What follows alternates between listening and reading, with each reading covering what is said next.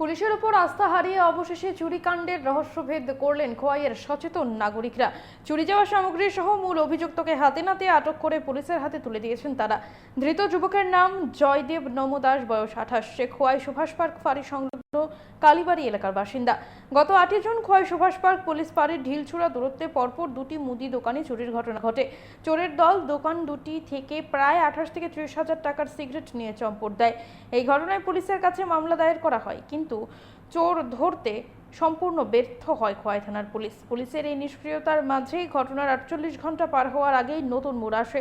গত বুধবার অভিযুক্ত জয়দেব নমদাস প্রচুর সিগারেট বিক্রির উদ্দেশ্যে খোয়াই থেকে প্রায় 10 কিলোমিটার দূরে গৌরনগর বাজারে যায়। তখনই স্থানীয় ব্যবসায়ীদের মনে সন্দেহ জাগে। গৌরনগর বাজারের সচেতন নাগরিকরা তাকে আটকে জিজ্ঞাসাবাদ শুরু করলে তার কথাবার্তায় চরম অসংলগ্নতা ধরা পড়ে।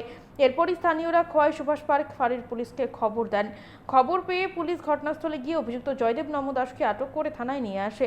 পুলিশি জেরার মুখে ধৃত যুবক নিজের অপরাধের কথা স্বীকার করে। সুভাষ পার্ক পুলিশ ফাঁড়ির ইনচার্জ রঞ্জিত সরকার জানিয়েছেন, ধৃত অভিযুক্তের বিরুদ্ধে সুনির্দিষ্ট ধারায় মামলা রুজু করা হয়েছে। আমরা শুনবো ঠিক কি জানাচ্ছেন তারা।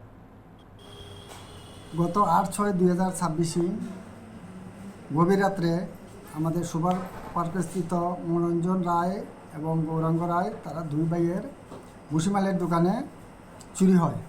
তো সেই মোতাবেক তারা দুই ভাই তাদের সামগ্রী খোঁজাখুঁজি করে আজকে একটা কেস দাখিল করেছে এবং ওই কমপ্লেনের ভিত্তিতে আমরা তদন্ত শুরু করে আমরা জয়দীপ নমদাস ওকে গ্রেপ্তার করতে সক্ষম হই এবং তার কাছ থেকে প্রায় 201 প্যাকেট গোল্ড ফ্ল্যাগ এবং ফ্ল্যাগ উদ্ধার করি, যার বাজার মূল্য আনুমানিক 25 থেকে 30 হাজার হবে।